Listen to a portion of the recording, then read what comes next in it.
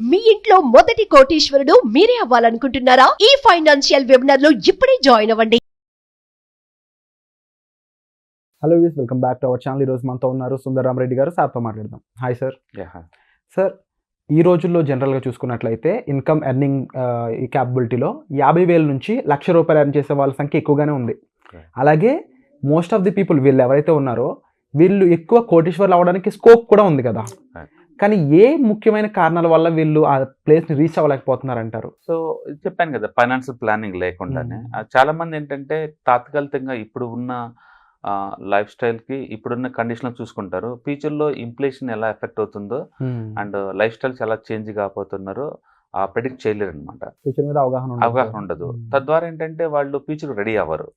తీరా ఆ కండిషన్ వచ్చినప్పుడు వాళ్ళ దగ్గర మనీ సాలదు. చాలా మంది చేసే మిస్టేక్స్ ఏంటంటే ఎమర్జెన్సీ మనీ ఎవరు పెట్టుకోరు. ఎంత శాలరీ వచ్చింది చాలా మంది అర్జెంట్ అని చెప్పేసి ఫ్రెండ్స్కి వాళ్ళు కాల్ చేయడం మనం చాలాసార్లు చూస్తాం. ఎందుకంటే ఎమర్జెన్సీ ఫండ్ క్రియేట్ చేసుకోవాలని థాట్ కూడా ఉండదు వాళ్ళకి. అండ్ టర్మ్ ఇన్సూరెన్స్లు వాటి మీద ఐడియా ఉండదు. ఓకే, ఏదో జాబ్ వస్తుందో ఆ డబ్బుతో మనం ప్రస్తుతానికి చేద్దామని చూస్తారు, టెంపరీగా చూస్తుంటారు. రేపొద్దున మ్యారేజ్ అవుతుంది, ఫ్యామిలీ అవుతుంది, కిడ్స్ పుడతారు, వాళ్ళ ప్లానింగ్ అంటే కిడ్స్ ఎడ్యుకేషన్కి వాళ్ళు చూసుకోవాలి, రిటైర్మెంట్కి ప్లాన్ చేసుకోవాలి, హౌస్ కారు ఇలాంటివి కొంటారు, ప్లాన్ చేసుకోవాలి. లైఫ్లో ప్రతి స్టేజ్లో కూడా ఆ లైఫ్ తగ్గట్టు మోడిఫికేషన్ చేంజెస్ ఉంటాయి అన్నమాట. వీటన్ని తగ్గట్టు ముందే ప్లాన్ చేసుకుంటూ పోవాలి. అప్పుడు దాకా ఈవెంట్ వచ్చిన దాకా చూస్తామంటే కుదరదు అనమాట. సో టైము, కాంపౌండ్ ఇంట్రెస్ట్ ఈ రెండు పవర్ఫుల్గా మనం వాడుకోవాలి అంటే మీరు ప్రాపర్గా ప్లాన్ చేసుకోవటం బెటర్ అనమాట. అందుకని ఇన్కమ్ స్టార్ట్ అయిన మరుక్షణమే వాళ్ళకి ఎవరైనా సరే ఓకే ఒక ఎమర్జెన్సీ ఫండ్ క్రియేట్ చేసుకోవటం, ఒక టర్మ్ ఇన్సూరెన్స్ పాలసీ తీసుకోవటం, అంటే సేవింగ్స్కి ఎంతకంత రైట్ చేసుకోవటం, వాటిని మంచి మ్యూచువల్ ఫండ్ కానీ ఇండెక్స్ ఫండ్లో కానీ ఇన్వెస్ట్ చేసుకోవటం, ఆ వచ్చే డబ్బులతోటి హౌస్ కొనడానికి కానీ లేదా ఏదైనా వెహికల్స్ కొనడానికి కానీ లేదా కిడ్స్ ఎడ్యుకేషన్ కానీ లేకపోతే రిటైర్మెంట్ ప్లానింగ్ అని చేసుకోవటం, ఇవన్నీ పేపర్ మీద పెట్టుకొని క్లియర్ థాట్స్ తోటి ఉండడం చాలా ఇంపార్టెంట్. లేకపోతే ఏమవుతుందంటే చేతిలో మనీ ఉన్నప్పుడు ఏంటంటే టెంపరీగా ఎంజాయ్మెంట్ కోసం అలవాటు పడతాం మనం. Okay, and most of the people వీళ్ళు ఎవరైతే ఉన్నారో వీళ్ళకి ఇన్వెస్ట్మెంట్ అంటే ఐటీలో చేసేవాళ్ళు, ఫార్మాలో చేసేవాళ్ళు, ఎంప్లాయీస్ ఎవరైతే ఉన్నారో వీళ్ళకి ఫైనాన్షియల్ ఎడ్యుకేషన్ అకాడమిక్స్లోనే లభించదు అండ్ రియల్ లైఫ్లో కూడా చాలా తక్కువ దొరుకుతుంది.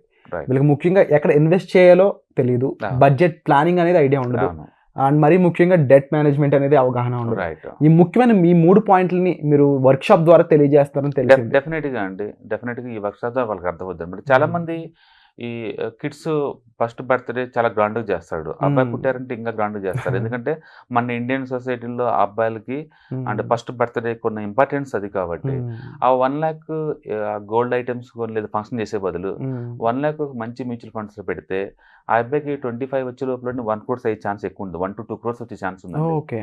బట్ ఎంతమందికి ఆ విషయం అర్థమవుతుంది అంటే ఒకటి వాళ్ళు తెలియపోవచ్చు, తెలిసిన వాళ్ళు చెప్పకుండా పోవచ్చు, లేదా మీరు ఫైనాన్షియల్ బ్యాక్గ్రౌండ్ నుంచి కాకుండా నాన్ ఫైనాన్షియల్ బ్యాక్గ్రౌండ్ నుంచి అయితే ఎన్ని తెలిసే ఛాన్స్ లేదనమాట. అందుకని ఈ కాంపౌండ్ ఇంట్రెస్ట్ గురించి, టైం వాల్యూస్ గురించి, ఈ మనీ గురించి తెలియాలి అంటే ఎడ్యుకేషన్ అవేర్నెస్, ఫైనాన్షియల్ అవేర్నెస్ రావడం చాలా ఇంపార్టెంట్. ఇలాంటి వెబినార్లు అటెండ్ అవడం ద్వారా ఏంటంటే వాళ్ళకి ఆలోచన వచ్చింది.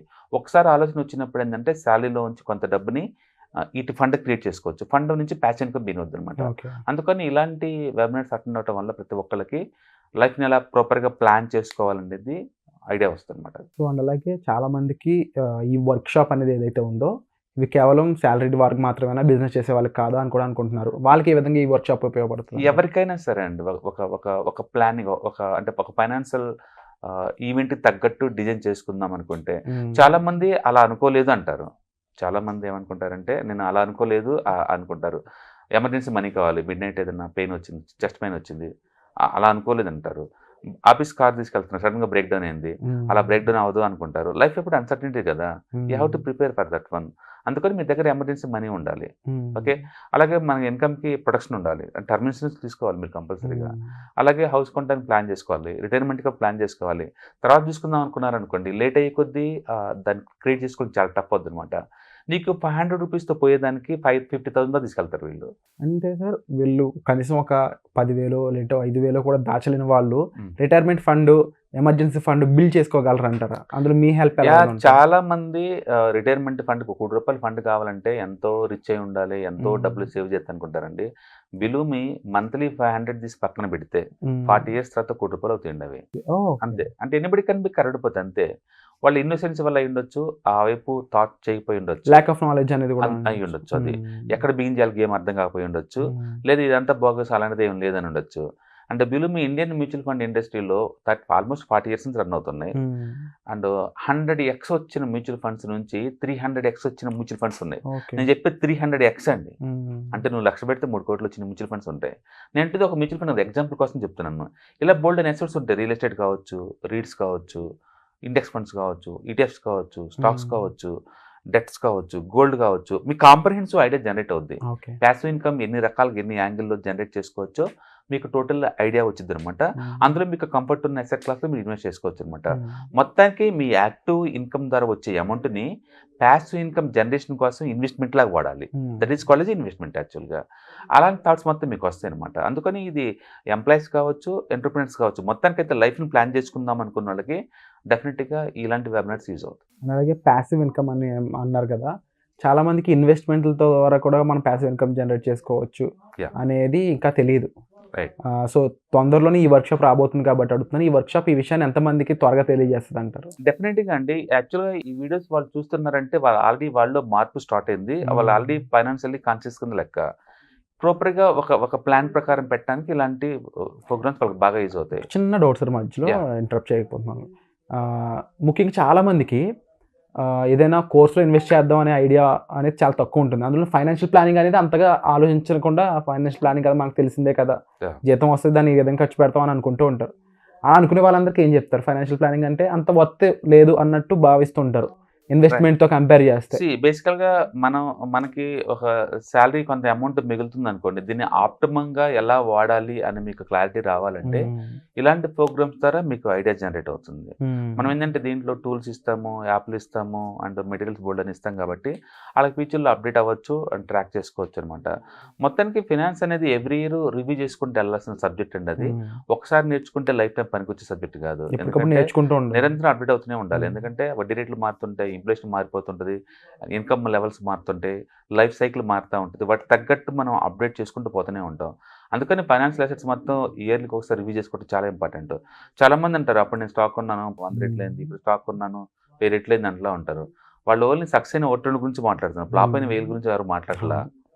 అందుకని మెంటర్షిప్ చేసుకుంటూ పోవాలి. మెంటర్షిప్ ద్వారా తగ్గించే అవకాశం ఉందంటారు ఇలాంటి కేసు. బేసికల్గా ఇలాంటి వెబినార్ దాంట్లో రిస్క్ రివార్డ్ 2 అర్థమవుతాయి కాబట్టి రివ్యూ చేసుకుంటూ పోతుంటారు.